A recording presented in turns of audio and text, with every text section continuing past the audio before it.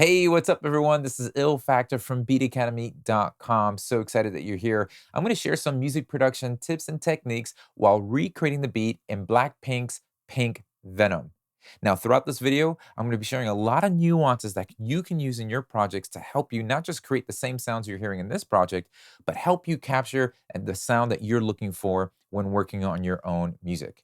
There's going to be 3 key features in this video that you're going to want to use in your specific workflow. So I'm going to play the reference track first, and then I'll play you my recreation and then walk you through every step of the process. So let's dive right in.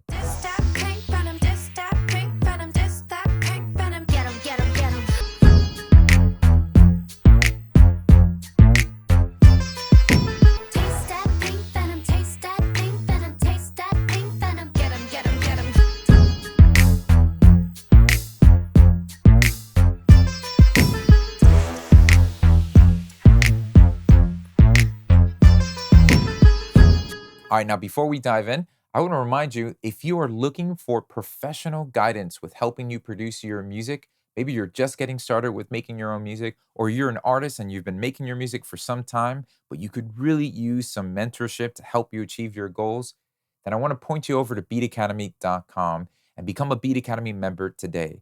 It's a platform that I created where myself and other leading music industry professionals are pouring into the members and helping them achieve the goals with their music production. There's courses, there's accountability, there's a community, and there's so many things going on in there. Really, it's been amazing. So check out beatacademy.com and become a Beat Academy member today. Try out a month for free and see if it's the right fit for you. All right, now let's get started with the drums. So here I have Ableton Live's drum rack loaded with some samples. But I also want to spotlight another plugin that I'm using called EXO by Excellent Audio. And I featured this in previous videos on this channel, but specifically what I'm using this plugin for is actually as my drum library browser. Now, what this does is it scans any path that you have in your hard drive, a folder that you might have that you're dedicating with sounds that you want to use, kicks, snares, your neighbors, farm animals, whatever it is. It'll scan those folders and it'll automatically categorize individual sounds such as kicks and snares, and it will put it in this world map that you can see here in different colors. So red will be the kick drums and blue snares and things like that. So it's great because then I can scan a bunch of my files and folders and then put them in here. And I can kind of treat this as a really great way to browse and stumble across sounds that I normally won't hear or come across when using my browser window in Ableton Live or just searching for it in my hard drive. So for instance, I would want to find a snap. So if I type in the search field snap, it'll highlight either files with the word snap in it or sounds that match that texture. And then I can just go ahead and then hold the Option key, which allows me then to just drag that sound into my project. So that makes it really helpful to just quickly identify sounds that I want to use and then drag and drop them into other devices. So I like working and drawing out my notes in Ableton Live's drum rack, but I can use EXO as a way to kind of just find the sounds that I'm looking for. Anyways, that was just a side note. So let's go check out the pattern here. So here we have a pretty straightforward pattern.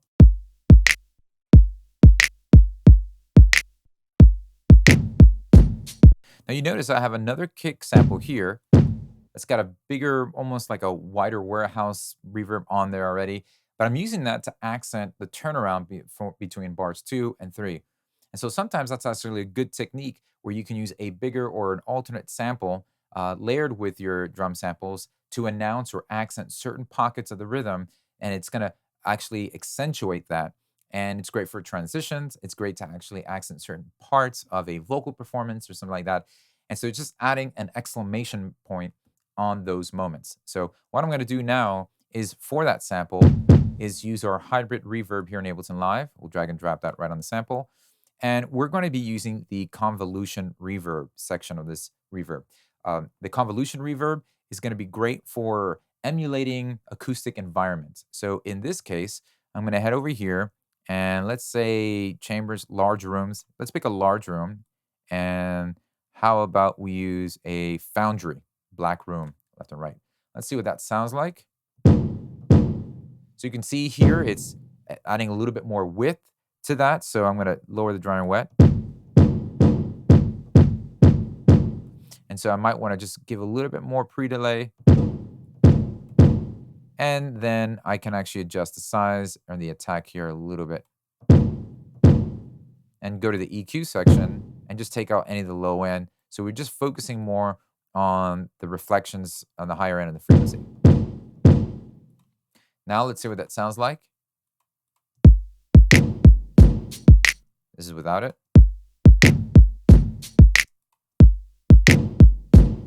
So it makes it a lot more exciting. It fills up the space and it just makes it in that section announce the turnarounds even better. Now let's focus in on the bass and the tone of the bass. It's a really cool sound. And the way I go about doing this is when I'm listening to the reference, I try to visualize what is it that I'm seeing or hearing, or what does the sound look like? I know it's weird, but bear with me. Um, I start describing some details, like things like maybe rubbery. It has this wow, wow kind of rubbery thing. Um, Chorusy. It is wide, but yet it's kind of like this mix between wide and then narrow in the middle. So I just try to get those words out, and then it kind of helps me start with the very core of the sound. And that's going to be, if I'm doing rubbery or something like that, I might want to start with at least a sawtooth because I'm able to kind of filter that out and get that type of sound. So let's start there. I'll walk you through that process. We're going to use Ableton Live's wavetable, and you could follow along using any synth you might have in your DAW. As long as you have 2 or more oscillators, you're good to go. So let's start with oscillator. I'll leave oscillator 1 alone there, and we'll go to oscillator 2, turn both of those on. And we're going to go and choose a sawtooth for oscillator 2 and leave this one alone. See what that does.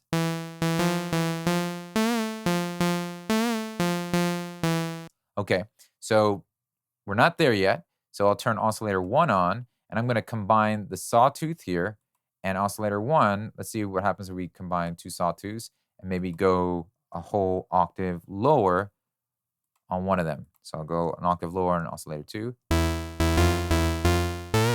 Now, first thing I want to do is set our polyphonic mode over to mono so that the notes aren't overlapping. And let's just bring our filter frequency down a little bit and a little bit of peak, a little resonance. Now, it helps to shape the sound just by starting off with some of the stereo width there. So I'm going to go over to the unison mode, and let's turn this classic mode on. Let's give this a couple voices. I'm just randomly pick that there and just kind of mess around with. Now, it's helpful to start shaping the sound like this because I might spend a lot of time trying to get that sense of width and stereo, that size there with the stereo imaging, and I might just be going crazy. But if I start with that, that means I have to do a little bit less tweaking or a little, little less work on the sound stuff with sound design with the oscillators. So I'll go back to oscillator 1. I'm going to layer this one here maybe with a triangle. And the reason for that is because when I had it on sawtooth, it was just a little too, brassy or too. So I want the lower octave there. And then I'm going to go ahead and let's map the envelope to our filter cutoff here. So we give a little bit of envelope.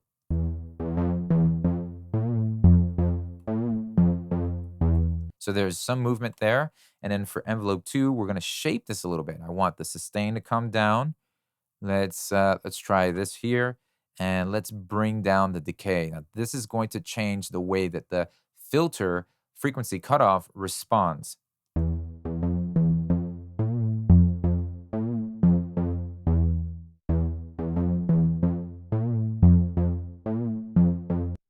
Okay, let's have the envelope a little bit more dramatic so it opens up every time the note plays. I'll go back to the matrix and go from 19. Let's just give it a bigger number here. Let's try maybe 52, something like this.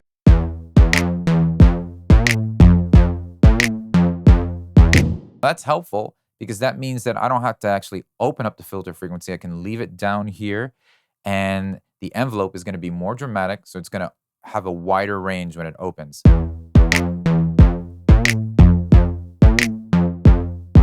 The lower value, the less envelope we give it, the less the less dramatic it becomes when the filter opens up. So I do like where we're at here. And I'm curious to see if we can change a little bit of the tone of the sawtooth by adding some filter modulation, so frequency modulation, sorry. So we're gonna add some FM modulation here. We can click the box that says none and check the FM on oscillator 2. And I'm just gonna tweak the amount and hear the difference between the regular sawtooth and see what see what happens as we crank the amount.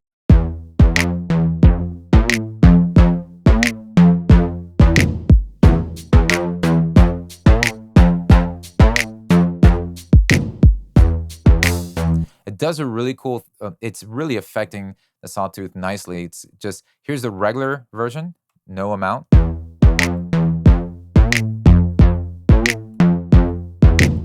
And I really like what it's doing. It's kind of just giving more of that, um, that rubbery bendable type of sound.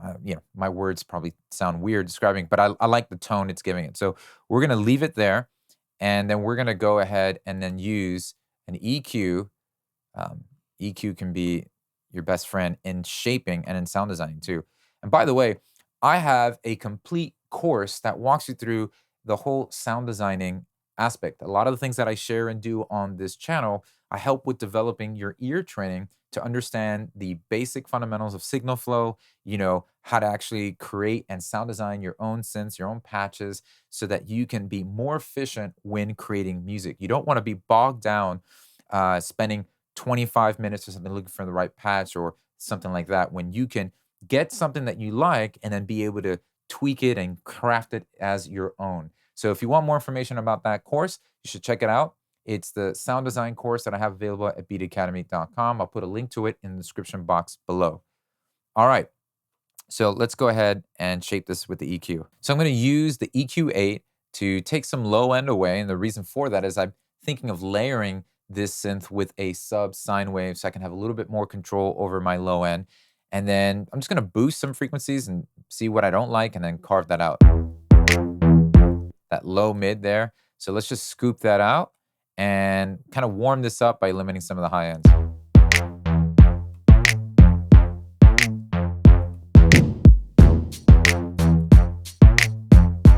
So EQ that's your Swiss Army knife right there. That's what really helps shape the overall tone of that sound. And now let's go ahead and add some bite to this. And I'm going to do that by using, let's go over here to drive. And I'm going to use the Ableton Live amp simulator. I'll leave it on clean, put the dry and wet there. We'll leave it on dual. So that's stereo coming out. And then let's just tweak.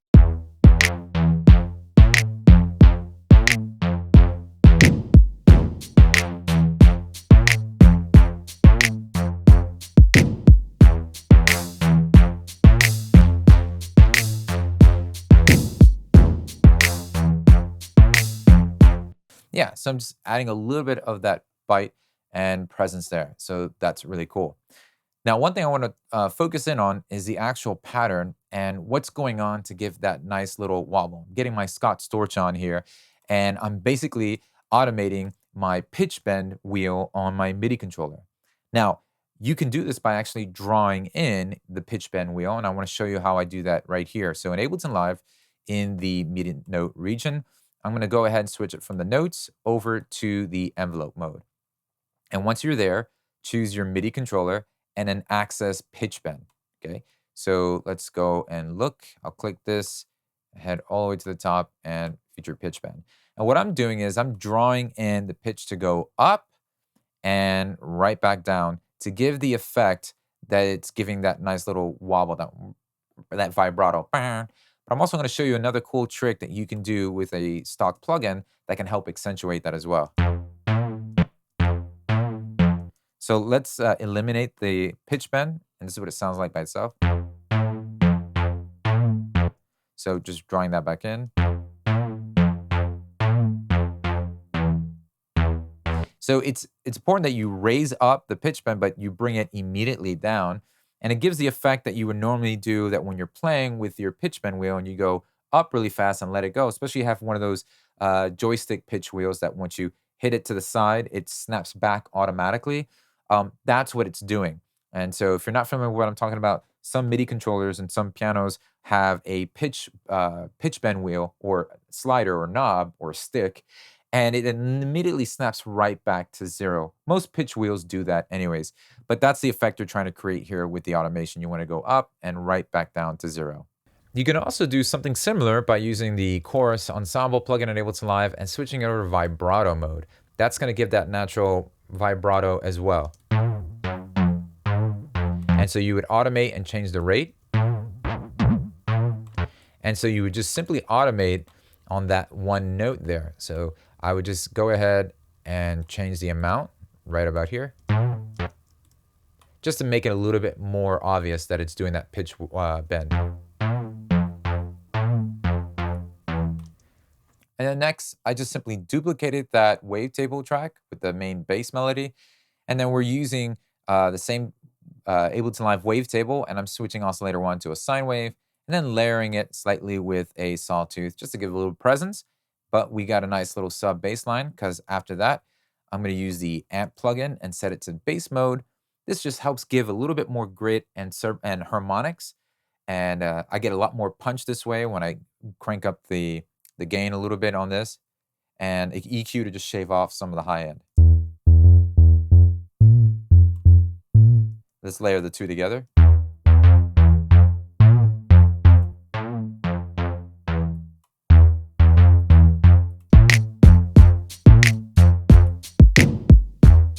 All right, next, let's introduce the horns to actually announce the beginning of the chorus and every turnaround. And so I'm using the Contact Library Factory Orchestral Horns patch, basic patch that comes with the factory library here. And now what really gives you the most mile and bang for your buck here is the articulation. A lot of times I find people often using horns, especially MIDI horns, in a sustain mode, and they're not getting the impact that they're looking for with their horns. They're like, wow, my horns don't sound big. They don't have that punch, that epicness to it. And it really comes down to the articulation. So if I have this in sustain, we have that. But look at the difference from sustain to staccato.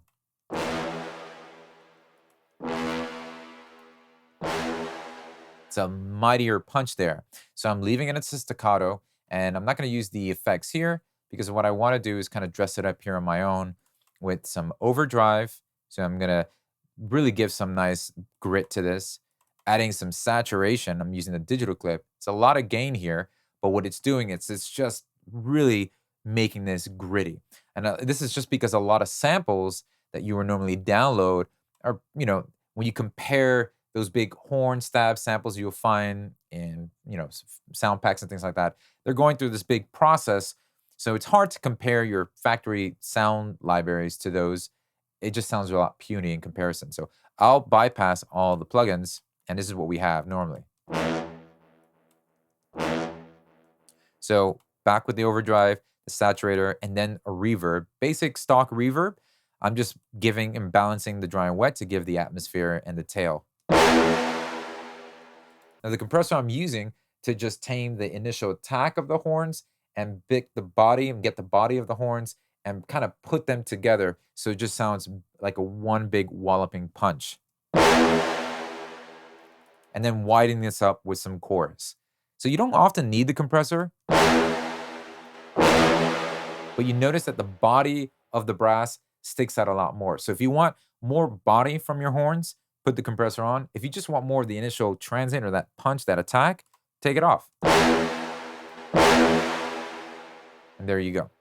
And then I'm also using the factory Soundbank sitar that comes with the factory Contact Library. Nothing crazy. I just made sure to put the solo mode on. This is equivalent to putting it from polyphonic to monophonic. And let me go ahead and play that part there.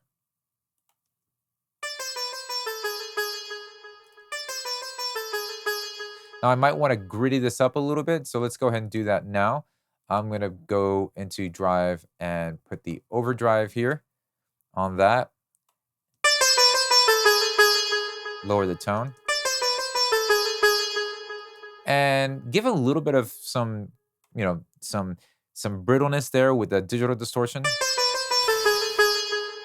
I'm going to lower the rate. Not too much, because then this really sticks out. and that just changes the overall character too much. So just a little bit of that. I'll bring this down here, and then a filter to kind of give it more of a vintage type feel and warm this up. We'll filter it out. And then I'm gonna run a little bit of delay that I have on my return track A here, and I've got reverb on return track B. I'm using the hybrid reverb again, and this is set to the convolution setting. So we'll send some of that. That's gonna give some space there as well. So let's see what it sounds like.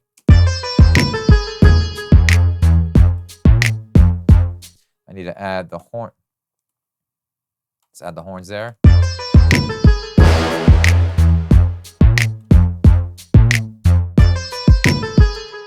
And then we have just a nice little white noise just kind of whooshing its way down to introduce the chorus section here. Give it a nice fade. And that really kind of helps just blend everything and glue all these elements together.